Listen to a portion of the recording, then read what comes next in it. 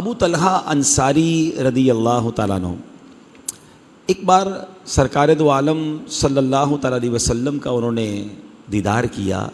میرے آقا اپنے مبارک کاشانے سے باہر تشریف لائے تو پیارے آقا علیہ الصلوۃ والسلام کے چہرے پر بڑی خوشی کے آثار تھے. تو حضرت ابو طلحہ انصاری نے بڑی محبت سے نبی پاک سے عرض کیا، یا رسول اللہ، میرے ماں باپ آپ پر قربان، آپ کے چہرے پر بڑے خوشی کے آثار ہیں، اس کی کیا وجہ ہے؟ اب اس ایک سوال سے دو باتیں سیکھنے کو مل رہی ہیں کہ صحابہ کرام نبی پاک علیہ الصلوۃ والسلام سے محبت کیسے کرتے تھے کہ گفتگو کا آغاز کرنے سے پہلے کیا عرض کرتے؟ فدا کا امی و ابی یا رسول اللہ، ہمارے ماں باپ آپ پر قربان. تو آپ بھی اب زندگی کا ایک اصول بنائیں انشاءاللہ. اللہ مجھے اور آپ کو بار بار مدینہ طیبہ کی حاضری نصیب فرمائے. تو وہاں جا کر ہم نے اس طرح بات کرنی ہے نبی پاک سے کہ فدا کا امی و ابی یا رسول اللہ، یا رسول اللہ ہمارے ماں باپ آپ پر قربان، تو تاکہ صحابہ کی جو ہے وہ نقل ہو جائے، ان کا انداز اختیار کریں. گفتگو کا آغاز ہی کتنے ادب سے ہوتا ہے. اور پھر اس کے بعد کیا ہوا کہ پیارے آقا کے چہرہ انور پر خوشی کے آثار ہیں. تو صحابہ کرام کا ایک اور بڑا کمال کا انداز تھا، when ever they so some thing in usual, جب بھی نبی پاک کی بارگاہ میں کوئی غیر معمولی چیز دیکھتے تھے نا تو فوراً سوال کرتے تھے، حضور آپ کے چہرے پر آج خوشی کے آثار کیوں ہیں؟ کتنا پیارا انداز ہے، تاکہ جواب مل جائے اور اس سے ان کو بھی اور ان کے بعد ہمیں بھی سیکھنے کو مل گیا. تو نبی پاک علیہ السلام نے فرمایا کہ میرے پاس جبریل امین آئے تھے اور انہوں نے یہ خبر دی کہ یا رسول اللہ صلی اللہ تعالیٰ علیہ وسلم، آپ کا کوئی بھی امتی جب ایک بار آپ پر درود پڑھے گا، اللہ قریب اس کے نامہ اعمال میں 10 نیکیاں لکھے گا، اس کے 10 گناہ معاف ہو جائیں گے اور اس کے 10 درجات بلند ہو جائیں گے. اب پہلے تو بتائیے کہ درود کون پڑھے گا؟ امتی پڑھے گا. ثواب کس کو ملے گا؟ امتی کو ملے گا. گناہ کس کے معاف ہوں گے؟ امتی کے معاف ہوں گے. درجے کس کے بلند ہوں گے؟ امتی کے. خوش کون ہو رہا ہے؟ نبی پاک علیہ السلام. سمجھ آ رہی بات؟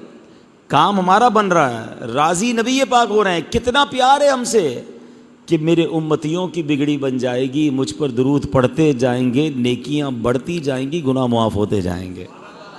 کیا بات ہے، سبحان. کتنا پیار ہے ہم سے. آتا ہے فقیروں پہ انہیں پیار کچھ ایسا، آتا ہے فقیروں پہ انہیں پیار کچھ ایسا، خود بھیک دیں اور خود کہیں منگتا کا بھلا ہو. تو ہمیں نبی پاک ہم سے کتنی محبت فرماتے ہیں. اچھا، یہاں ایک اور بات بھی سمجھنی ہے. ہم نارملی اس حدیث کی ابھی بھی گہرائی کو نہیں سمجھ پاتے. قرآن پاک کی سورہ قارعہ میں ہمیں قیامت کا ایک نقشہ بیان کیا گیا. فَأَمَّا مَنْ ثَقُلَتْ مَوَازِينُهُ فَهُوَ فِي عِيشَةٍ رَاضِيَةٍ. قرآن کہتا ہے جس کی نیکیوں کا پلڑا بھاری ہوگا وہ تو چین میں ہوگا، جنت میں ہوگا. وَأَمَّا مَنْ خَفَّتْ مَوَازِينُهُ فَأُمُّهُ هَاوِيَةٌ وَمَا أَدْرَاكَ مَا هِيَ نَارٌ حَامِيَةٌ. جس کی نیکیوں کا پلڑا ہلکا ہو گیا اس نے کہاں جانا ہے؟ اس نے جہنم میں بھڑکتی ہوئی آگ میں جانا ہے. اب ذرا سوچئے، ایک سوال کروں گا جس کا جواب سچا دینا ہے. آپ نے مجھے نہیں دینا، اپنے آپ کو دینا، سچا جواب دینا ہے کہ اگر میں آج مر جاؤں، پاسبل تو ہے، ہم میں سے کوئی بھی جا سکتا ہے دنیا سے، تو میری نیکیاں زیادہ ہیں یا میرے گناہ زیادہ ہیں؟ اپنے آپ سے پوچھیں. میں اپنی بتا دیتا ہوں کہ مجھے یہ پتا ہے کہ گناہ بہت ہیں، نیکیاں قبول ہوئی کہ نہیں اس کی تو گارنٹی ہی نہیں ہے. تو اب کیسے پتا چلے گا کہ ہمارے تو گناہ زیادہ ہیں؟ تو قرآن کا تو یہ فیصلہ ہے. جزاک اللہ. قرآن کا تو یہ فیصلہ ہے. اب ایڈجسٹ کرنے کی رہنے بس. قرآن کا تو یہ فیصلہ ہے کہ نیکیاں زیادہ ہوئی تو جنت میں جانا ہے، گناہ زیادہ ہوئے تو دوزخ میں جائے گا. اور یہ بھی بتایا گیا کہ ایسے لوگ بھی ہوں گے جو ایک ایک نیکی کے لیے مارے مارے پھریں گے. والد کے پاس جائیں گے، بیٹے کے پاس باپ جائے گا، دوستوں کے پاس جائیں گے، کوئی نہ نیکی لے گا نہ کوئی ہمارا گناہ اپنے سر لے گا. تو بیلنس شیٹ سیٹ کیسے ہوگی؟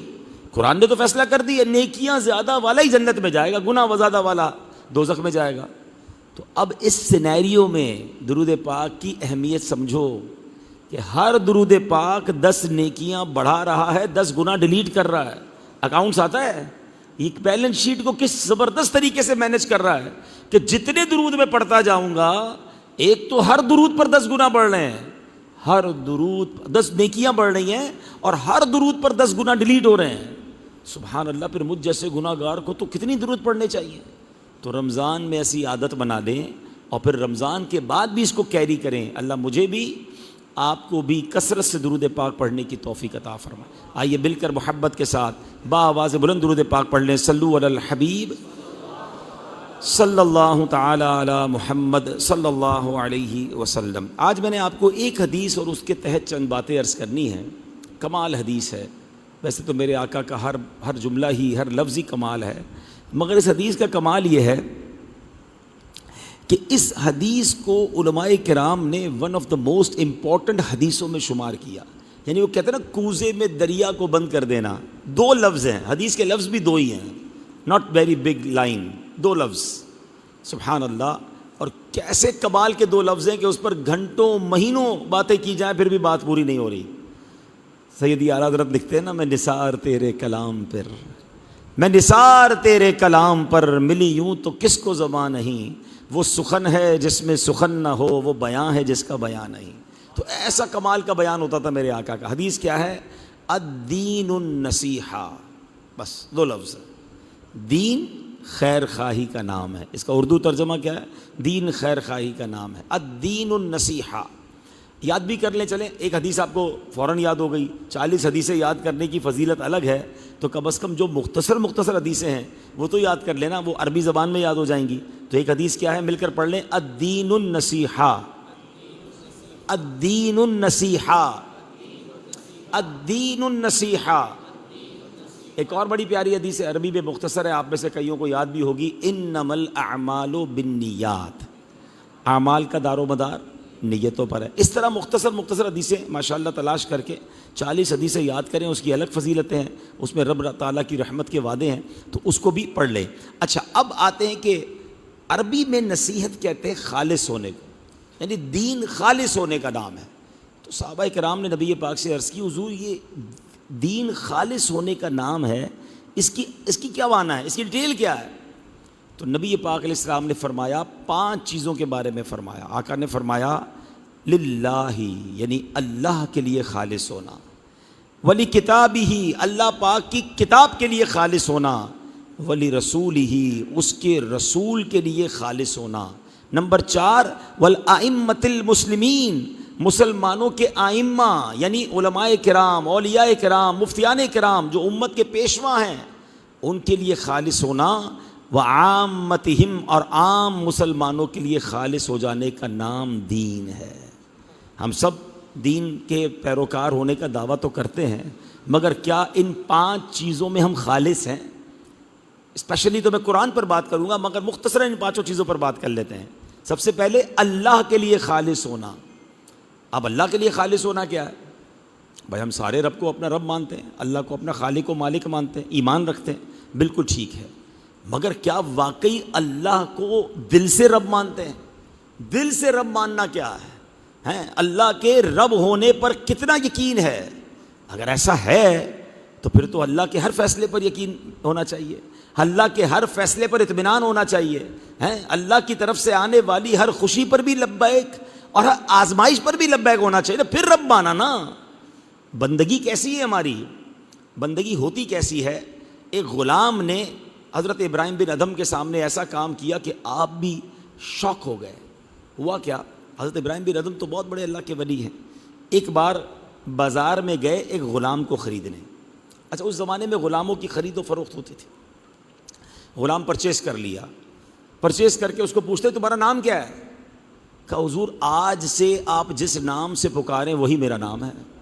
میں تو غلام ہوں نا، آپ آقا ہیں، آپ جس نام سے پکاریں آج سے وہی نام. کھانا کیا کھاتے ہو؟ جو آج کے بعد آپ کھلائیں گے وہی میری خوراک ہو گئی. کوئی خواہش ہے تمہاری؟ حضور جو آپ کی خواہش ہے وہ میری خواہش ہے. اب وہ اللہ والے تھے نا، وہ غلام کی باتیں سن کے حیران ہو گئے، بے قرار ہو گئے کہ یہ غلام ہو کر میرے ساتھ یہ انداز اختیار کیے ہوئے ہے. میں اپنے رب کا بندہ ہوں، کبھی رب سے ایسا کنیکشن کریٹ ہوا ہے؟ بتاؤ نا.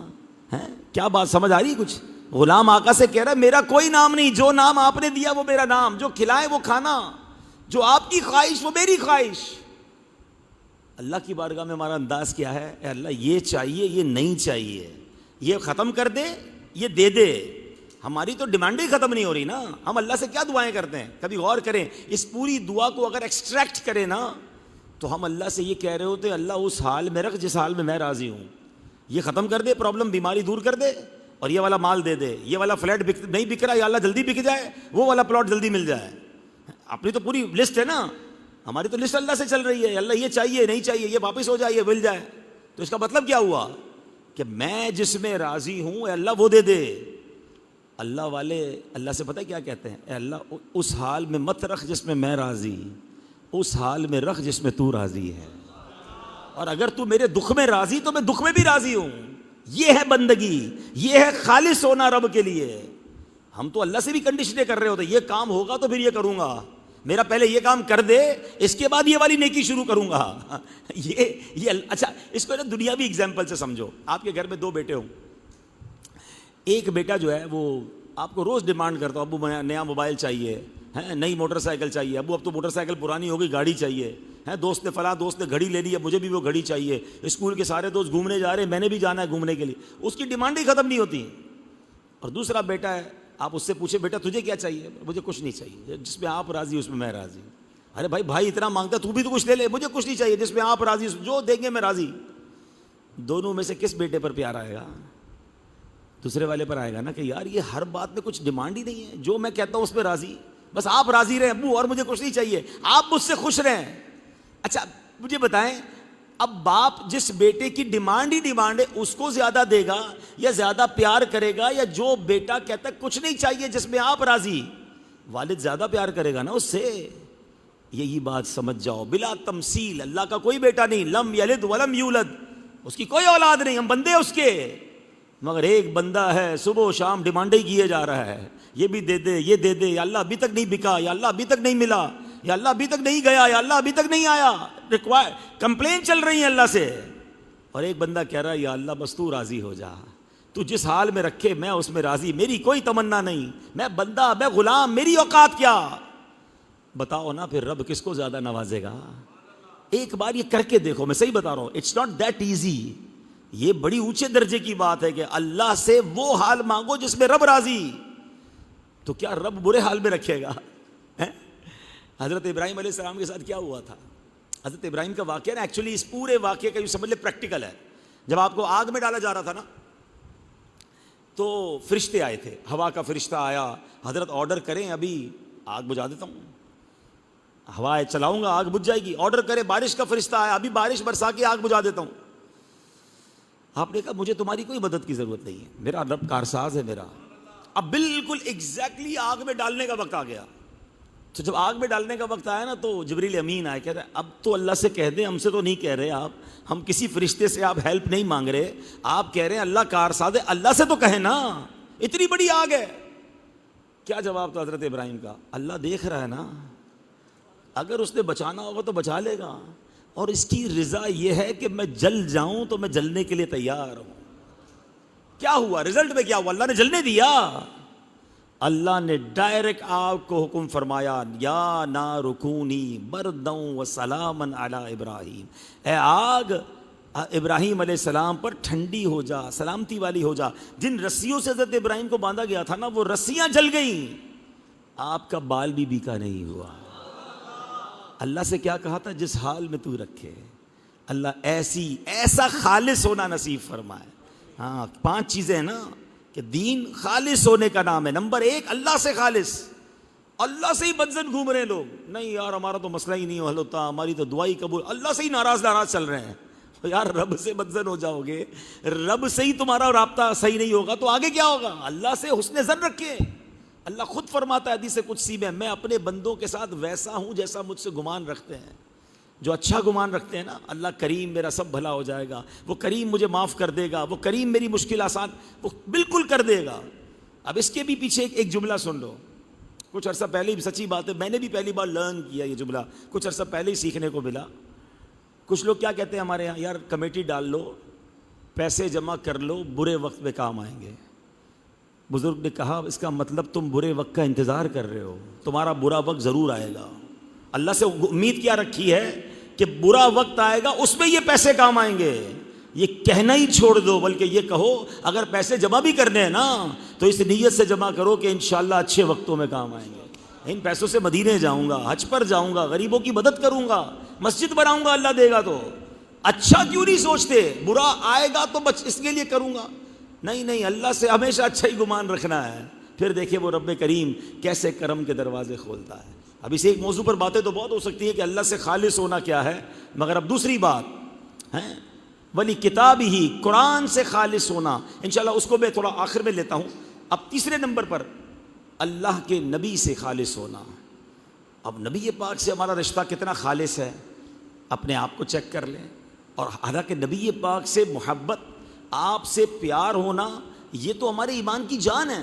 خود نبی پاک نے فرمایا نا، لا یؤمن احدکم حتی اکون احب الیہ من والدہ وولدہ والناس اجمعین. تم میں سے کوئی اس وقت تک کامل مومن نہیں ہو سکتا جب تک میں اس کے نزدیک، اس کی آل سے یعنی بچوں سے، والد سے، گھر والوں سے، سب سے زیادہ اس کو مجھ سے محبت نہ ہو جائے. تو خالص ایسا ہونا ہے کہ سارے جہان سے ہٹ کر نبی پاک سے پیار کرنا ہے سب سے زیادہ. کیا ہم ایسا کر رہے ہیں؟ زبان سے تو کر رہے ہیں، نعرے بھی لگا رہے ہیں، ہمیں کہتے ہیں ہم سچے عاشق رسول ہیں. پریکٹیکلی کتنے خالص ہیں؟ پریکٹیکلی وہ خالص ہوتا ہے کہ جس کے کردار میں نبی پاک کی سنتیں چھلکتی ہونا، جس کے انداز سے پتہ چلے کہ نبی پاک کے ساتھ کتنا خالص رشتہ ہے. حرام روزی آئے تو اسے چھوڑ دے، بری باتیں آئیں تو اسے چھوڑ دے. نہیں، نبی پاک نے منع فرمایا، جن چیزوں کا فرمایا اس پر عمل کرے، جن چیزوں سے منع کیا اس سے رک جائے. پھر وہ خالص رشتہ ہوا نا. اس کو بھی دنیاوی اگزامپل سے سمجھاتا ہوں.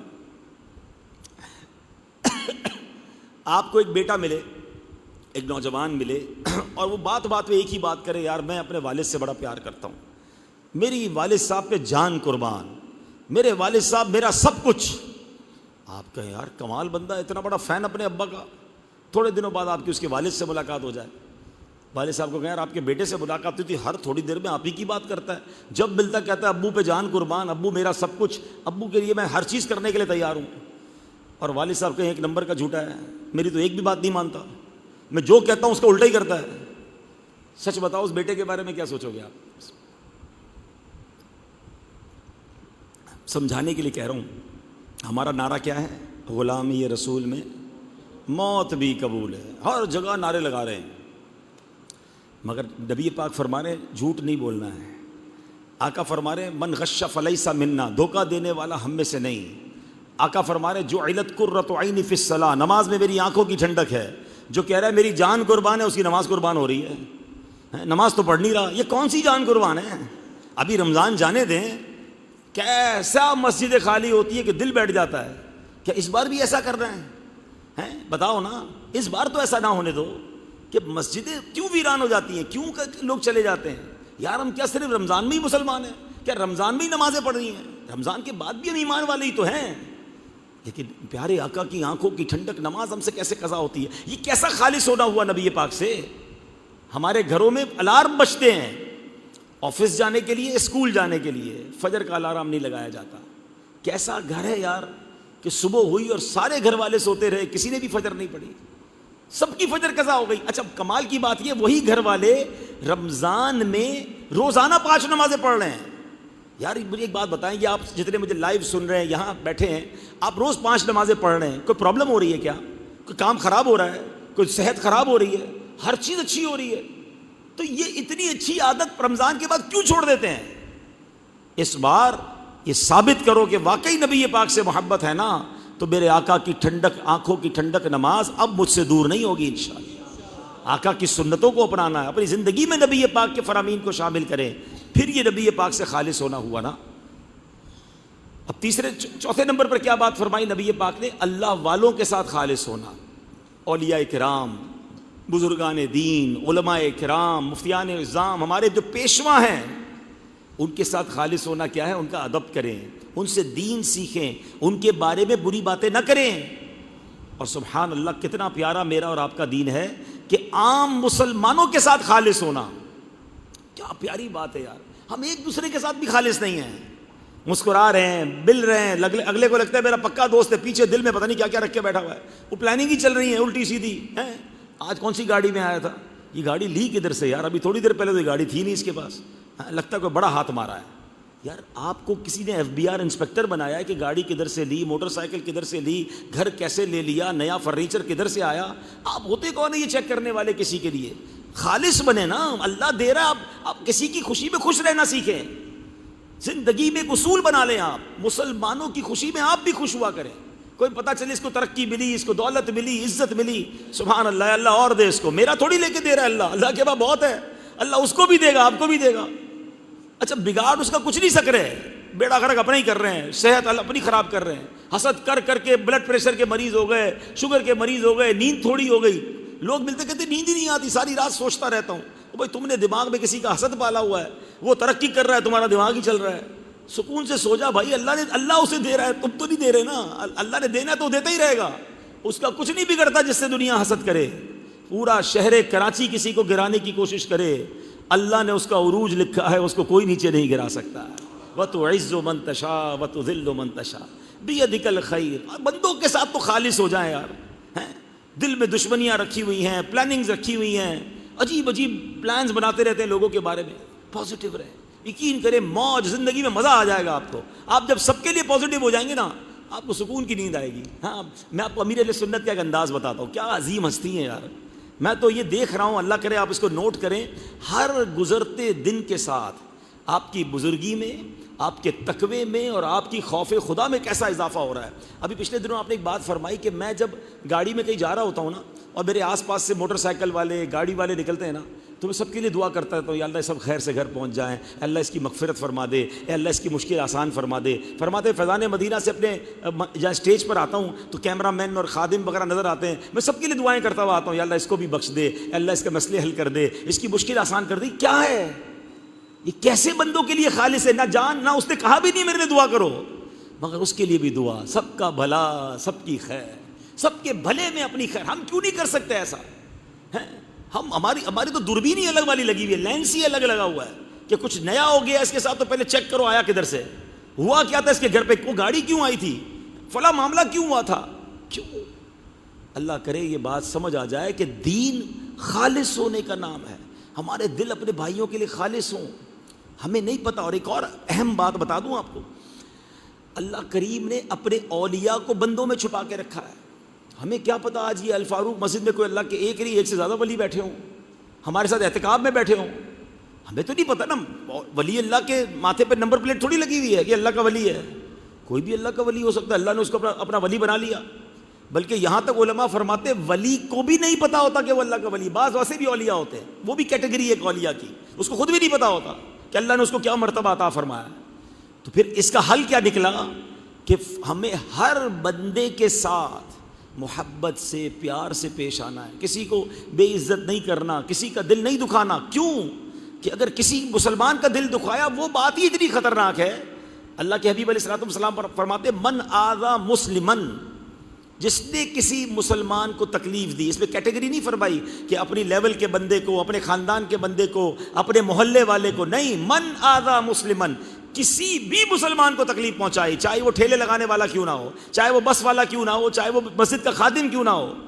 آگے کیا فرمایا, ومن آذا مسلمن فقط آذانی, وہ ایسا ہے جیسا اس نے مجھے تکلیف دی. نبی پاک فرما رہے. اور آگے سنو, ومن آذانی فقط آذ اللہ, جس نے مجھے تکلیف دی وہ ایسا ہے جیسے اس نے اللہ کو تکلیف دی. ایک مسلمان کو تکلیف دینا کدھر تک بات جا رہی ہے. اچھا یہ تو مسلمان کو تکلیف دینا ہے, کسی اللہ کے ولی سے معاملہ بگاڑ لیا تو اللہ فرماتا جو میرے ولی سے دشمنی رکھے میرا اس سے جنگ, اعلان جنگ ہے. اللہ سے جنگ کر کے کون جیتے گا؟ تو پھر اس کا مطلب یہ کہ سب کے ساتھ بھلا کرنا ہے, سب کے ساتھ اچھا برتاؤ کرنا ہے, اپنے گھر والوں کے ساتھ بھی, اپنی زوجہ کے ساتھ بھی, اپنے بچوں کے ساتھ بھی, اپنے پڑوسیوں کے ساتھ بھی. کوئی ایسی بات ہو بھی جائے تو معاف کر دو. دین نصیحہ, الدین النصیحہ, دین خیر خائی کا نام ہے. خالص ہو جائیں اللہ کے بندوں کے لیے. اب آئیں, ایک ٹاپک کو میں نے بیچ سے اسکپ کیا تھا کہ قرآن کے ساتھ خالص ہونا. اب قرآن کے ساتھ خالص ہونا کیا ہے؟ علماء نے قرآن کے کچھ حقوق بیان کیے ہیں. جی ہاں, تقریباً 6 حقوق قرآن کے ہیں, کتاب اللہ کے حقوق ہیں ہم پر. اب قرآن ہم نے تراویح میں سن بھی لیا, پڑھ بھی لیا ہوگا کچھ لوگوں نے، مگر کیا قرآن کے حقوق پتہ ہیں؟ اب ذرا مختصراً میں وہ 6 حقوق کو آپ کے سامنے رکھتا ہوں، غور سے دیکھیں کہ ہم ان میں سے کتنے حقوق پر عمل کر رہے ہیں۔ پہلا حق قرآن کا کیا ہے؟ قرآن پر ایمان لانا، ٹھیک ہے؟ قرآن کو اس طرح ایمان لانا کہ پہلے تو ہمارا ایمان یہ ہے کہ اللہ نے جتنی کتابیں نازل فرمائی انبیاء پر، جتنے صحیفے نازل فرمائے، ان سب پر ایمان لانا ایک مسلمان پر لازم ہے۔ اللہ پاک کی نازل کردہ کسی بھی ایک کتاب کا انکار کفر ہے، مگر باقی کتابوں اور قرآن پر ایمان لانے میں ایک فرق ہے۔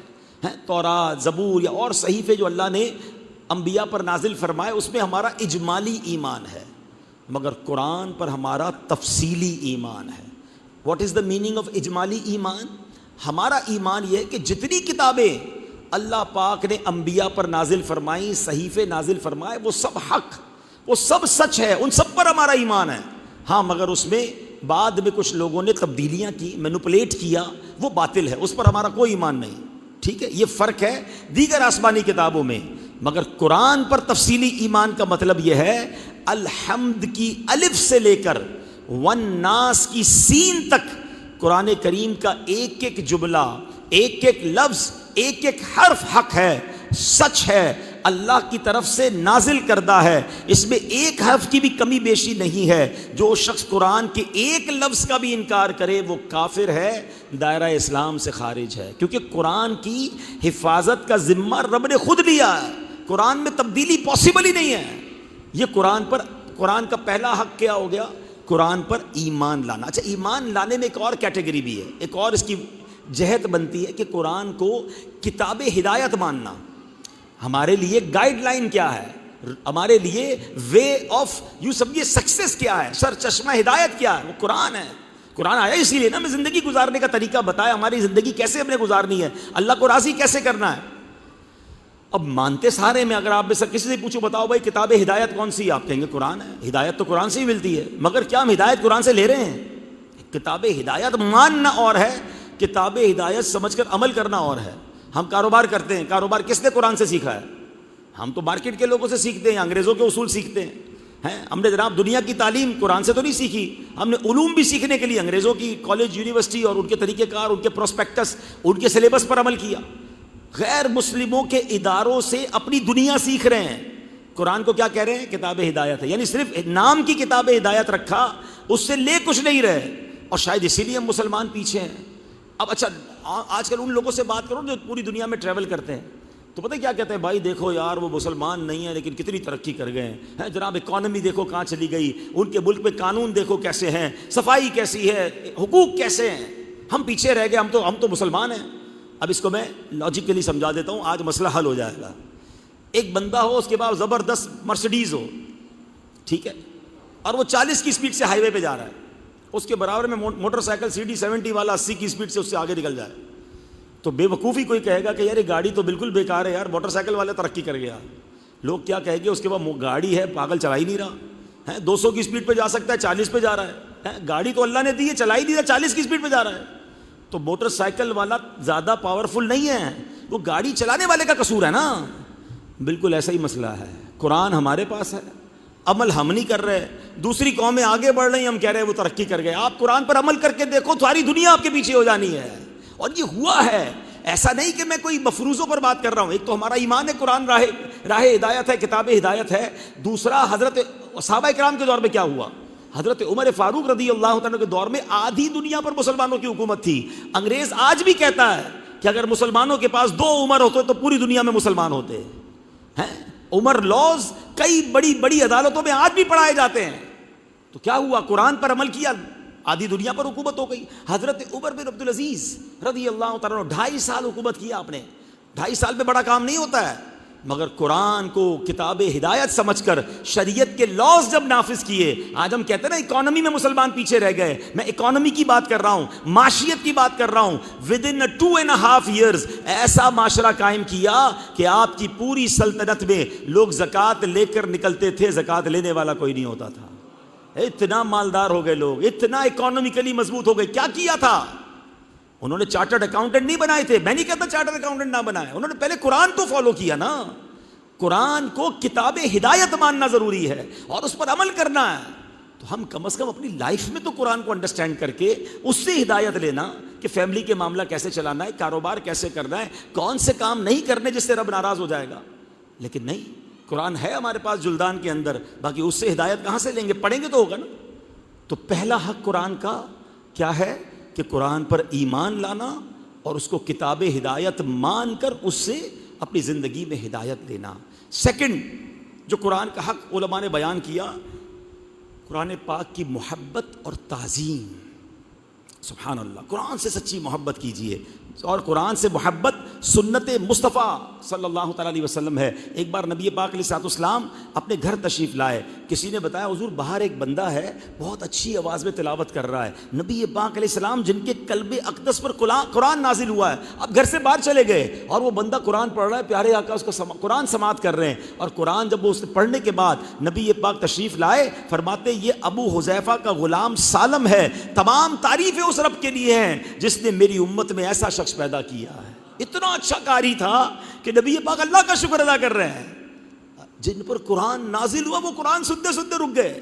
ایک بار نبی پاک علیہ السلام حضرت عبداللہ ابن مسعود کے پاس گئے. صحابی رسول یہ بہت کمال کا قرآن پڑھتے تھے. ان کی تلاوت ایسی تھی کہ پیارے آقا فرماتے جس کو قرآن کو ایسے پڑھنا ہے جیسے قرآن نازل ہوا ہے، اگر قرآن کو ایسے پڑھنا چاہے جیسا نازل ہوا ہے، تو وہ عبداللہ ابن مسعود سے وہ قرآن سنے، ان جیسی قرات کرے کہ یہ قرآن ایسا پڑھتے ہیں جیسے قرآن نازل ہوا. ایک بار نبی پاک نے حضرت عبداللہ ابن مسعود سے فرمایا اے عبداللہ قرآن سناؤ. تو وہ کہتے ہیں حضور میں آپ کو قرآن سناؤں؟ قرآن تو آپ پر نازل ہوا ہے. نبی پاک نے فرمایا ہاں. انہوں نے سورہ نساء کی تلاوت شروع کی. سرکار دو عالم علیہ السلام قرآن سنتے گئے اور آپ کی آنکھوں سے آنسو روا ہے. یہ کتنا پیار ہے قرآن سے نبی پاک کو ہے. اچھا یہ کیوں پیار ہے؟ قرآن کس کی باتیں ہیں ذرا بتاؤ نا. کس کا کلام ہے؟ ذرا بلند آواز سے کہنا. اللہ کا کلام ہے نا. آپ کو جس سے پیار ہو اس کی باتیں سننے میں دل بھرتا ہے. دنیا میں جس سے محبت ہو جائے نا، یا تو اس سے باتیں کرتے میں نہیں تھکتا یا اس کی باتیں سننے میں نہیں تھکتا بندہ. اس سے باتیں کرنے کو، جس کو بچوں سے پیار ہے اپنے بچوں سے باتیں ہی کرتا رہتا ہے. اگر اللہ سے پیار ہے تو پھر قرآن سے پیار کیوں نہیں ہے؟ قرآن سنتے وقت تو کیفیت یہ ہونی چاہیے کہ اللہ مجھ سے بات کر رہا ہے. لیکن ہماری کتنی محبت ہے قرآن سے، دیکھ لیں. اے میرے پیارے اسلامی بھائیوں، قرآن سے محبت، قرآن کی تعظیم یہ حق ہے قرآن کا. پھر تیسرے نمبر پر قرآن کا حق کیا ہے؟ قرآن پر عمل کرنا. تلاوت تو کر رہے ہیں مگر عمل نہیں کر رہے. قرآن کہتا ہے وَهَذَا كِتَابٌ أَنزَلْنَاهُ مُبَارَكٌ فَاتَّبِعُوهُ، اور یہ برکت والی کتاب ہم نے اتاری تو اس کی پیروی کرو. مگر قرآن پڑھ کر بھی قرآن پر عمل نہیں ہو رہا. نبی پاک علیہ السلام فرماتے ہیں ایک جگہ پر کچھ قرآن پڑھنے والے ایسے ہیں جن پر خود قرآن لعنت کرتا ہے. پڑھ بھی رہے ہیں قرآن لعنت کر رہا ہے. اب اس کو بڑے آسان انداز سے سمجھا دیتا ہوں. قرآن پڑھ رہے ہیں، کوئی بندہ تلاوت کر رہا ہے اور جھوٹا بھی ہے. قرآن کیا کہے گا؟ لعنت اللہ علی الکاذبین. جھوٹے پر خدا کی لعنت. خود ہی قرآن پڑھ رہا ہے، خود ہی پر لعنت لے رہا ہے. یعنی ہے نا، قرآن بھی پڑھ رہا ہے، جھوٹ نہیں، عمل نہیں کیا نا، تو قرآن کی لعنت تو خود ہی پڑھ رہی ہے. ایک جگہ قرآن فرماتا ہے اللہ لا یہدی القوم الظالمین، اللہ ظالموں کو ہدایت نہیں دیتا. اب سوچو تو صحیح کہ جو ظلم بھی کر رہا ہے اور قرآن بھی پڑھ رہا ہے تو قرآن تو اس کو خود لعنت دے رہا ہے. جو نماز نہیں پڑھ رہا قرآن پڑھ رہا ہے تو قرآن تو خود بے نمازی کی وعیدیں بیان کر رہا ہے. یہ کیسا قرآن پڑھنا ہوا؟ حق یہ ہے کہ قرآن پڑھتا بھی جائے، انڈرسٹینڈ کرتا جائے، عمل کرتا جائے، پھر دیکھیے اس کو کیا ملتا ہے. اللہ والے کیسے عمل کرتے تھے. امام زین العابدین رضی اللہ تعالیٰ عنہ، یہ امام حسین کے صاحبزادے ہیں. آپ کی کنیز آپ کو وضو کروا رہی تھی. اچھا ذرا سینیریو سمجھیے گا، پہلے کے لوگوں کو قرآن بھی کتنا یاد تھا. وہ کنیز برتن سے پانی سے وضو کروا رہی تھی تو برتن ہاتھ سے چھوٹ گیا، آپ کے چہرے پر گرا اور چہرے پہ زخم ہو گیا. اب سوچے کہ ہمارا کوئی ملازم برتن لے کر آئے، ہاتھ سے برتن گرے، ہمارے کپڑے خراب ہو جائے تو غصے کا عالم کیا ہوتا ہے. زخم ہو گیا، آپ کو زخمی ہو گیا چہرہ. جیسے ہی آپ نے اوپر دیکھا نا، وہ کنیز بھی کمال کی تھی، اس کو قرآن کیسا یاد تھا. فوراً اس نے تلاوت کرتے کرتے کیا کہا؟ وَالْكَاظِمِينَ الْغَيْظَ. قرآن کی آیت کا جز پڑھا اور غصہ پینے والے. جیسے ہی کہا تو آپ کو قرآن یاد آ گیا کہ اللہ کو غصہ پینے والے پسند ہیں. فوراً کام ڈاؤن ہو گئے. جیسے ہی کام ڈاؤن ہوئے نا، اس نے اس آیت کا اگلا حصہ پڑھا وَالْعَافِينَ عَنِ النَّاسِ، اور لوگوں سے درگزر کرنے والے. آپ نے کہا جا، میں نے اللہ کی رضا کے لیے تجھے معاف کیا. اس نے آیت کا اگلا حصہ پڑھا واللہ یحب المحسنین, اور نیک لوگ تو اللہ کے محبوب ہیں. آپ نے کہا جا میں نے اللہ کی رضا کے لیے تجھے آزاد کر دیا. زخمی حضرت کو کیا, مگر قرآن سناتی گئی آپ عمل کرتے گئے, سناتی گئی عمل کرتے گئے. میں اور آپ کتنی بار قرآن پڑھتے, کبھی تو ایسا ہو قرآن پڑھتے پڑھتے آنکھوں میں آنسو آ جائیں, یا اللہ بس آج توبہ کی, آج یہ عمل نہیں کروں گا. کوئی نیکی کی بات سنے بندہ کہ مولا بس آج سے عمل شروع کر دوں گا. جنت کی بات ہو تو میرے آنسو نہ رکے کہ مولا مجھے بھی ان باغات کی سیر کروانا جن کا ذکر تو نے قرآن میں کیا. جہنم کی باتیں قرآن میں پڑھوں تو لرز جاؤں کہ اللہ مجھے جہنم سے پناہ عطا فرما. قرآن سے میرا اور آپ کا ایسا کنیکشن ہونا چاہیے. مگر قرآن قاری صاحب پڑھ کے آ رہے ہیں میں پتہ ہی کوئی نہیں ہے. قرآن پر عمل تو بات کی بات ہے نا. تو پلیز میرے پیارے اسلامی بھائیوں, قرآن کریم پر عمل کرنا, قرآن کریم کو محسوس کرنا سیکھے. پھر دیکھیں قرآن کیسا نور دل میں داخل ہوتا ہے. حضرت فضیل بن عیاض یہ توبہ سے پہلے بہت بڑے ڈاکو تھے, اور اتنے بڑے ڈاکو تھے کہ مائیں اپنے بچوں کو سلاتے ہوئے کہتی تھی سو جاؤ ورنہ فضیل ڈاکو آ جائے گا. اتنا خوف تھا آپ کا. اللہ اکبر. ایک روز آپ ایک قافلے کی طرف ڈاکہ مارنے بڑے, تو قافلے میں سے ایک شخص قرآن پڑھ رہا تھا, اور قرآن کی ایک آیت, اب ذرا آیت سنیے گا. قرآن کیا فرماتا ہے؟ الم یأن للذین آمنوا ان تخشع قلوبہم لذکر اللہ. ترجمہ کیا ہے؟ کیا ایمان والوں کو ابھی وہ وقت نہیں آیا کہ ان کے دل اللہ کی یاد میں جھک جائیں؟ کیا ابھی وہ ٹائم نہیں آیا؟ اب یہ ایک آیت تھی اور یوں دل میں اتر گئی, آپ لرز گئے. لبیک یا اللہ وقت آ گیا, یا اللہ وہ وقت آ گیا, میں توبہ کرتا ہوں میرے مولا وقت آ گیا. قرآن کہتا ہے کہ ابھی بھی وقت نہیں آیا. ایسی دل پہ وہ ایک آیت لگی. ادھر آپ نے گناہوں سے توبہ کی, اور اللہ اکبر آپ نے تو کیا توبہ کی, پورے آپ کے ڈاکوؤں کے قافلے نے توبہ کی, اور آپ اللہ کے ولی بن گئے. ایک آیت نے بدل دیا. یہ آیت پتہ نہیں کتنی بار ہم نے سنی ہوگی, مگر دل پہ کیا اثر کرے گی. حق ہے قرآن کا کہ قرآن پر عمل کیا جائے. اے میرے پیارے اسلامی بھائیوں, نبی پاک علیہ الصلوۃ والسلام کی زندگی کیا ہے؟ بی بی عائشہ صدیقہ رضی اللہ تعالیٰ عنہ سے نبی پاک کی زندگی مبارک کے بارے میں پوچھا گیا, تو آپ نے کیا فرمایا؟ کانا خلقہ القرآن. نبی پاک کے مبارک اخلاق تو قرآن والے تھے, یعنی قرآن ہے وہ نبی پاک کے اخلاق ہیں. تو اللہ کرے قرآن سے ہم اخلاق درست کریں, قرآن سے ہم اپنی رہنمائی لیں, پھر دیکھیں زندگی کیسی ہو جاتی ہے. تو اے میرے پیارے اسلامی بھائیوں, یہ قرآن کا حق ہے. چوتھا حق قرآن کا یہ ہے کہ اس کی تلاوت کی جائے.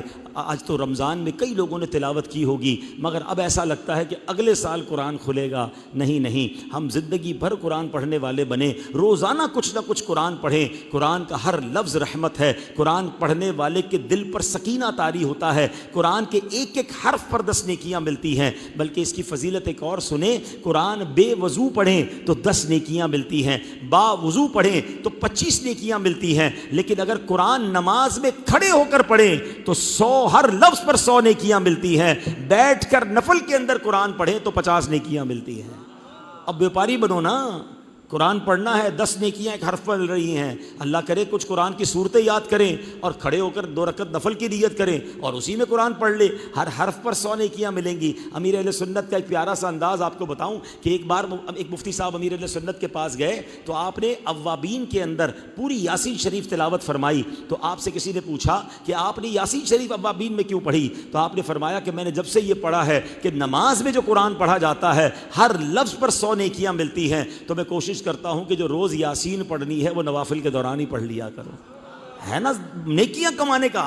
ہمیں کاروبار کے تمام فارمولے پتہ ہیں کہ یار ادھر سے مال لے لو تو ادھر نفع زیادہ ہو جائے گا, اس ملک میں بیچو گے تو زیادہ ہو جائے گا, گرمیوں میں خرید لو سردیوں میں مہنگا ہو جائے گا, سارے فارمولے پتہ ہیں. تو شریعت نے ہمیں نیکیوں کے اسکیم بتائی ہیں, اتنے زبردست فارمولے موجود ہیں, اس پہ ہمارا ذہن نہیں چلتا. تو قرآن سے محبت کریں اور قرآن کی روزانہ تلاوت کریں, انشاءاللہ اس کی برکتیں نصیب ہوں گی. پانچواں اور چھٹا جو حق ہے وہ حق یہ ہے کہ قرآن کو سمجھنا اور قرآن کے پیغام کو عام کرنا, اس کی بات آگے پہنچانا, تبلیغ کرنا. انشاءاللہ میں اللہ کی رحمت سے امید کرتا ہوں کہ مجھے امید ہے یہ ثواب مل رہا ہوگا کہ میں آپ سے قرآن کی بات پہنچانے کی کوشش کر رہا ہوں. یہ پیغام آپ بھی دیں, یہ حق ہے قرآن کا کہ قرآن کا پیغام, قرآن کی بات, قرآن کی تبلیغ کی جائے, لوگوں کو اس طرف لایا جائے کہ وہ قرآن پڑھے. یہ قرآن کا ہم سب پر حق ہے. لیکن 5واں حق کیا ہے؟ قرآن کو سمجھنا. ابھی اتنی تکلیف دہ بات ہے نا کہ قرآن انڈرسٹینڈ ہی نہیں کرتے ہم. قرآن سے ہمارا رشتہ ہی صرف میکسیمم تلاوت تک کا ہے. یہ تلاوت سنیں گے, کچھ گھروں میں نے دیکھا تلاوت چل رہی ہوتی ہے, تلاوت سے انکار نہیں ہے, بہت برکتیں تلاوت کی, مگر یہ صرف تلاوت کے لیے کتاب نہیں آئی. اس میں خزانے موجود ہیں, اس میں رہنمائی موجود ہے, اس میں ہمارے لیے گائیڈ لائن موجود ہے. اب مثال دیتا ہوں, ہم روز صبح اٹھتے ہیں, صبح اٹھنے کے بعد سب سے پہلا کام ہم کیا کرتے ہیں؟ ابھی آنکھیں پراپر نہیں کھلی ہوئی ہوتی اور ہم موبائل ڈھونڈتے ہیں, اور موبائل ڈھونڈ کر سب سے پہلے میسج, کس کا میسج آیا, اس پہ بھی اپنے پریورٹیز بنائی ہیں, فیملی, فرینڈ, بزنس, یار پہلے وہ دیکھ لوں, سونے سے پہلے سارے میسج کلیئر کرنے ہیں. اتنی فکر ہے لوگوں کے میسج کی. یہاں 10 سال سے لے کر 70 سال کے لوگ بیٹھے ہوئے ہیں, اتنی زندگی گزر گئی, اللہ کا میسج ریسیو کیا. یہ میسج کس کا ہے؟ قرآن, اللہ کا پیغام ہے نا. کیا اللہ کو قیامت کے دن یہ جواب چل جائے گا کہ اللہ ٹائم نہیں تھا, بیزی تھا, فیملی کے ساتھ تھا, کاروبار تھا, ٹریولنگ تھی, کسی قرآن پڑھنے کا ٹائم نہیں تھا, انڈرسٹینڈ کرنے کا ٹائم نہیں تھا؟ کیسے جواب دو گے یار؟ آپ کا ملازم, چل ایک اور مثال سے سمجھاتا ہوں, کافی سارے کاروباری لوگ بیٹھے ہیں, آپ کا امپلائی, آپ رات سونے سے پہلے, آج کل رمضان ہے, آپ نے سحری کے وقت اپنے امپلائی کو میسج کیا کہ بیٹا صبح جا کے بینک ٹائم میں یہاں سے پیسے اٹھانا, وہاں جمع کرانا, ایک فائل وہاں سے لے لینا, ایک کاغذ وہاں جمع کرا دینا, یہ بل پے کر دینا. آپ سو گئے. ظہر کے بعد آپ نے اپنے امپلائی کو فون کیا, ہاں بھائی ہو گئے سارے کام؟ وہ کہ سر وہ آپ کا میسج میں ریسیو نہیں کر سکا. کیا کیفیت ہوگی آپ کی؟ تجھے پتا ہے کتنا نقصان ہو گیا, بینک بھی بند ہو گیا. نوکری پہ کس لیے رکھا تھا؟ آپ کی تو ڈیوٹی تھی روز صبح اٹھ کے پہلے میرا میسج سننا تھا, میسج سن کے اس پر عمل کرنا تھا. ایک دن آپ کا امپلائی, آپ کا ملازم آپ کا میسج نہ سنے, آپ کو برا لگتا ہے. 50 سال کا ہو گیا, ابھی تک اللہ کا میسج نہیں سنا ہے. اللہ کے پاس جا کے کیا جواب دیں گے؟ اس لیے قرآن آیا تھا کہ نیا گھر آ رہا ہے, جلدی سے بھائی قرآن خوانی کراؤ, قرآن رکھنا ہے, نئی فیکٹری پہ قرآن خوانی کرانی. ہمارا تو قرآن سے بس یہی تعلق ہے. اندر کیا لکھا, رب نے کیا بھیجا, وہ کون پڑھے گا؟ آج سے رمضان کے اندر سے یہ نیت کرو یار کہ اب روز کچھ نہ کچھ قرآن پڑھنا. امیر اہل سنت جو نا وہ بڑی کمال کی ہستی ہے, بڑے ایزی فارمولے دیتے ہیں. دعوت اسلامی والوں کو ایک نیک اعمال کی بک دی ہے, اس میں کیا نیک عمل ہے؟ کیا آج آپ نے 3 آیتوں کی تلاوت, ترجمہ اور تفسیر پڑھ لی؟ کیوں 3 یار؟ ایک رکوع بولیں گے تو بھاگ جائیں گے, کم از کم 3 تو پڑھیں گے. 3 سے دل لگے گا. یقین کرے کئی بار میرے ساتھ ایسا ہوا, آپ کے ساتھ بھی ہوا ہوگا. جو قرآن کی تفسیر پڑھتے نا, ارادہ تھا یار 1 رکوع پڑھنا ہے, لیکن ایسا واقعہ شروع ہو گیا, ایسی بات شروع ہو گئی کہ نہیں یار یہ جب تک پورا نہیں ہوگا, بعض ہوگا آدھا پارا ہو گیا. 15 منٹ کا سوچ کے قرآن کھولا تھا, 1 گھنٹے تک قرآن رکھنے کوئی جی نہیں چاہ رہا. اتنی کنیکٹیوٹی کے ساتھ واقعہ چل رہا ہے, اتنی کنیکٹیوٹی کے ساتھ بات ہو رہی ہے, ایسا پیارا رب کا کلام چل رہا ہے, بندہ کہتا نہیں یار یہ پورا کرے بغیر کیسے رکھ دوں. یہ ہے قرآن کہ آپ کو قرآن اپنے ساتھ اٹیچ کر لے گا, لیکن دوستی تو کرو نا قرآن سے. میں آپ کو ایک اور مشورہ دیتا ہوں. تلاوت کی بات ہوئی نا کہ روزانہ کچھ تلاوت کرنی ہے, کم از کم ایک عادت تو آج سے پکی کر لیں, اور ابھی بھی کرنی ہے رات کو سونے سے پہلے, کہ روزانہ سورہ ملک کی تلاوت کریں. 3 منٹ لگتے ہیں, میکسیمم 4 منٹ. 3 سے 4 منٹ میں سونے سے پہلے اگر سورہ ملک پڑھ لیں. ہم میں سے کئی لوگ ہیں جو سونے سے پہلے بہت سارے کام کرتے ہیں, کوئی ڈریس چینج کرتا ہے, کوئی برش کرتا ہے, کوئی دوائی کھاتا ہے, سارے کام کرتے ہو تو 4 منٹ اور نکال لو بھائی, سورہ ملک بھی پڑھ لو. یہ سورت قبر میں آپ کے اور عذاب کے درمیان آ کے رک جائے گی. حدیثوں میں آیا یہ اللہ سے جھگڑا کرے گی, اللہ کی بارگاہ میں گویا یہ اس طرح رجسٹ کرے گی کہ مولا اس بندے نے اپنے دل میں مجھے بسایا, یہ میری تلاوت کرتا تھا, اے اللہ اس کو عذاب دینا ہے تو ایسے کر, پہلے مجھے اپنی کتاب سے نکال دے. حدیث کے الفاظ ہیں. اللہ کی بارگاہ میں سورہ ملک کہے گی کہ یا اللہ اس کو عذاب دینا ہے تو پہلے مجھے اپنی کتاب سے نکال دے. اللہ فرمائے گا جا, میں نے تیری شفاعت اس کے حق میں قبول فرمائی. 4 منٹ یہ بھی نہیں ہے میرے پاس. قرآن سے دوستی کریں. یہ نزول قرآن کا مہینہ ہے, قرآن کا حق ہے, قرآن کو سمجھا جائے. اور چلیں اسٹارٹ کیسے کرنا ہے وہ بھی ٹپ دے دیتا ہوں آپ کو. 6600 ساری آیتیں پڑھنی ہیں انشاءاللہ. اب اسٹارٹ کریں. 89 آیتیں ہیں قرآن کی, وہ 89 آیتیں جس میں اللہ نے مجھ سے اور آپ سے ڈائریکٹ بات کی ہے. یا ایھا الذین آمنو کہہ کر, او یو بلیورز. یہ کون ہے ایمان والے؟ ہم سارے ہیں نا, ہم سے بات کی ہے. پہلے وہ 89 آیتیں تو پڑھ لو جس میں اللہ نے آپ سے ڈائریکٹ بات کی ہے. تو آپ کہیں گے یار آپ پورے قرآن میں کہاں ڈھونڈوں؟ دعوت اسلامی والے صرف پرابلم نہیں بتاتے, سولوشن بھی دیتے ہیں. 89 آیتوں کی پوری ایک کتاب بنا دی. اللہ ہمارے قبلہ مفتی قاسم صاحب کو سلامت رکھے. اس کتاب کا نام ہی اے ایمان والو ہے. وہ کتاب خرید لیں, واللہ خرید لیں, اور یہ پڑھنا شروع کر دیں. روز کی 2 آیتیں پڑھیں. اگلے 45 دن بعد آپ یہ کہہ رہے ہوں گے کہ میں نے وہ ساری آیتیں پڑھ لی ہیں جو اللہ نے مجھ سے ڈائریکٹ بات کی ہے. کتنی تسلی ہوگی نا کہ یار اسٹارٹ تو ہوا معاملہ. پھر بقیہ آیتیں پڑھ لیں گے قرآن سے. تو 2 تفسیر قرآن مفتی صاحب نے عطا فرمائی. تفسیر قرآن صراط الجنان، یہ 10 جلدوں پر ہے، بٹ بیوٹیفل آسان اردو میں. اور پھر شارٹ تفسیر قرآن بھی اب آ گئی ہے، تفسیر قرآن تعلیم القرآن. آج کے نئے بچے اردو کم پڑھتے ہیں، انگریزی زیادہ پڑھتے ہیں، تو one of the beautiful English تفسیر قرآن، تفسیر قرآن مفتاح الاحسان. یہ کمال کی تفسیر ہے جو ساؤتھ افریقہ کے ہمارے مفتی صاحب نے لکھی ہے. آپ پڑھیں، جن کو تھوڑی بہت بھی انگریزی آتی ہے نا، ان کو مزہ آئے گا پڑھنے میں. بہت آسان انگلش میں لکھی ہے. تو وہ کتاب بھی آپ کو مکتبۃ المدینہ سے مل جائے گی. یہ تقریباً کتابیں ہماری ویب سائٹ پر موجود ہیں. خرچہ نہیں کرنا، باقی سب چیزوں کے لیے لوگ خرچہ کرنے کے لیے تیار ہیں. نئی گھڑی، نئے جوتے، نئے کپڑے آ جائیں گے. یار 6-8 ہزار روپے کی تفسیر کہاں خریدوں گا؟ چلو بھائی، دعوت اسلامی والوں نے یہ مسئلہ بھی حل کر دیا. دعوت اسلامی .net پر یہ انٹرنیٹ پر فری موجود ہے، ڈاؤن لوڈ کر لو بھائی، پڑھنا شروع کر دو. تفسیر قرآن صراط الجنان کے نام پر ایپلیکیشن بنا دی.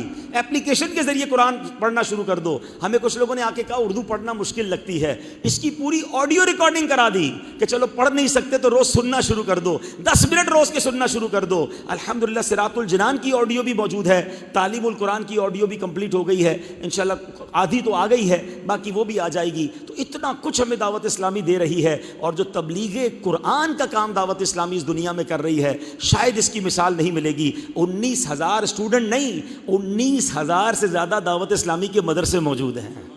لاکھوں بچے حافظ بن گئے، لاکھوں بن رہے ہیں. اور سبحان اللہ، اس سال کی مجھے رپورٹ کسی نے بتائی کہ اس سال رمضان میں پاکستان میں جن لوگوں نے تراویح سنائی یا سنی، یعنی حافظ صاحب یا سامع تھے، اس میں 65,000 کے قریب حفاظ وہ تھے جو دعوت اسلامی کے مدرسۃ المدینہ سے فارغ ہوئے ہیں. پوچھے سفید داڑھی والوں سے، 20-25 سال پہلے کراچی میں حافظ کے لیے میں پنجاب سے حافظ بلانا پڑتا تھا. امام حافظ نہیں ملتا تھا تراویح کے لیے. آج کون سی گلی ہے جہاں تراویح نہیں ہو رہی ہے؟ ایک بلڈنگ میں 4 تراویحاں ہو رہی ہیں. تو کسی درخت سے حافظ نہیں نکلے. یہ دعوت اسلامی کا اس امت پر احسان ہے. تو قرآن پھیلانے کے لیے، اس کی ترویج کرنے کے لیے، اس پر عمل کرنے کے لیے. اچھا پھر جناب کچھ لوگ کہتے ہیں کہ یار بس مدرسے میں جانے کا ٹائم نہیں، بیزی بڑا ہوں. اس کا مسئلہ بھی حل کر دیا. فیضان آن لائن اکیڈمی ایک ایسا مدرسہ بنایا کہ اپنی مرضی کا ٹائم، آپ رات جاگتے ہیں، رات 1 بجے آن لائن ہو جائیں، 1 to 1 قاری صاحب آپ کو قرآن پڑھائیں گے، آپ کے مخارج ٹھیک کریں گے، آپ کو ترجمہ پڑھائیں گے، آپ کو تفسیر جو پڑھنا ہے آپ کو پڑھائیں گے. پھر بھی میں نہ پڑھوں تو پھر کس کا قصور ہے؟ پھر قرآن سے دور رہوں گا تو کیا جواب دوں گا؟ ساؤتھ افریقہ کچھ عرصہ پہلے گیا، ایک فیملی والوں سے ملاقات ہوئی. ان کے گھر میں، ان کے خاندان میں 42 کے قریب لوگ تھے، دادا، بیٹا، بہو، پوتے، پوتیاں. کہتے ہیں ہم 42 لوگ ہیں، ہم 42 کے 42 فیضان آن لائن کے اسٹوڈنٹس ہیں. ہم سب سیکھ رہے ہیں. کوئی قرآن پڑھ رہا ہے، کوئی حدیث پڑھ رہا ہے، کوئی ترجمہ پڑھ رہا ہے، کوئی تفسیر. جس کا ایک کورس کمپلیٹ ہوتا ہے ہم دوسرا شروع کر دیتے ہیں. 30 منٹس تو روز کے دینے ہیں. اپنے موبائل کا اسکرین ٹائم دیکھیں، روز کے کتنے گھنٹے آپ موبائل کو دے رہے ہیں. اس میں سے آدھا گھنٹہ قرآن کو دے دیں یار. آپ سے 1 to 1 حافظ صاحب آپ کو پڑھائیں گے، قاری صاحب پڑھائیں گے. اصل بات یہ ہے کہ آج جو درد لے کر آیا ہوں کہ قرآن سے رمضان چلا جائے، میری قرآن سے دوستی ڈسکنٹینیو نہ ہو. آج پکی دوستی کر لو. یہ قرآن انشاءاللہ قبر میں کام آئے گا، یہ قرآن انشاءاللہ محشر میں کام آئے گا. اللہ ہمیں قرآن پڑھنے والا، سیکھنے والا اور اس کی بات کو آگے پہنچانے والا بنائے. رب کریم ہماری دعوت اسلامی کو بھی ترقیاں دے جو اس طرح دنیا بھر میں دین متین کی خدمت کر رہی ہے. آخر میں ایک عرض ہے، عید کی نماز سے پہلے فطرہ دینا صاحب نصاب کو واجب ہے. تو اس میں حدیثوں میں 4 کیٹیگریز بیان ہوئی ہیں: گندم، جو، کشمش اور کھجور. 4 کیٹیگریز کا مطلب ہی یہی ہے نا کہ ہر بندہ اپنی حیثیت کے مطابق اس میں سے کسی کیٹیگری میں فطرہ دے دے. جو نارمل ہیں، مڈل کلاس ہیں، غریب لوگ ہیں، ٹھیک ہے، تو وہ تو اپنا فطرہ 300 روپے کا دے دیں، اوکے ہے. مگر جن کو اللہ نے نوازا ہے، کروڑوں سے اچھی لائف ہے، بہترین سحری افطاری کی ہے، وہ بھی 300 روپے کا فطرہ دے.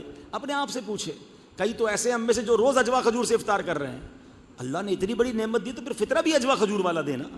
تو ماشاءاللہ آپ کو کیٹیگری وائز اماؤنٹ بھی انٹرنیٹ پر موجود ہے، آپ کو پتہ بھی چل گیا ہوگا. دعوت اسلامی والے بھی موجود ہوں گے. تو فطرہ دعوت اسلامی کو بھی دیں اور اپنی حیثیت کے مطابق دیں. جیسا جو کیٹیگریز موجود ہیں، جتنا اچھا دیں گے اللہ کریم اسی طرح عطا بھی فرمائے گا، اپنی رحمتوں کے دروازے کھولے گا. اللہ پاک عمل کرنے کی توفیق عطا فرمائے. مسجد کی انتظامیہ کا شکریہ ادا کروں گا کہ آپ نے ہمیں موقع دیا، بلایا. اللہ آپ سب کا جمع ہونا، اعتکاف کرنے والوں کا اعتکاف بھی قبول فرمائے. صلو علی الحبیب. محفل جاری رہے گی؟ اچھا تو میں نکلوں گا.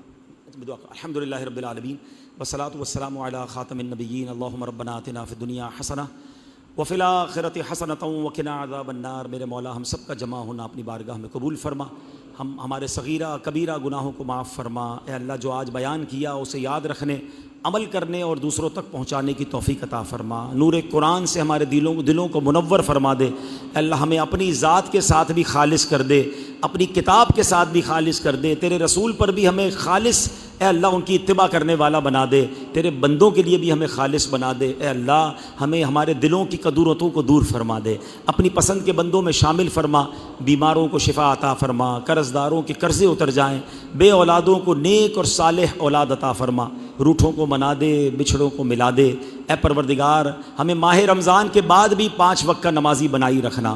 ربنا تقبل منا انک انت السمیع العلیم وتب علینا یا مولانا انک انت التواب الرحیم۔ اے اللہ جو مسلمان پریشان ہیں، کفار مسلمانوں کو مٹانے کے در پہ ہیں، اے اللہ ان کافروں کو نیست و نابود فرما دے۔ اے اللہ مسلمانوں کی حفاظت فرما، ہمارے وطن عزیز پاکستان کی بھی حفاظت فرما۔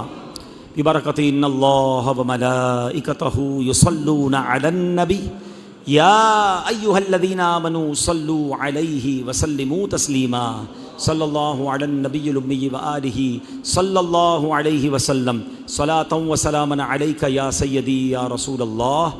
جب دم واپسی ہو یا اللہ، سامنے ہو روضہ رسول اللہ، اور لب پہ ہو لا الہ الا اللہ کے نبی صلی اللہ علیہ وسلم نے فرمایا، میری طرف سے لوگوں کو پہنچا دو، اگرچہ ایک آیت ہی ہو۔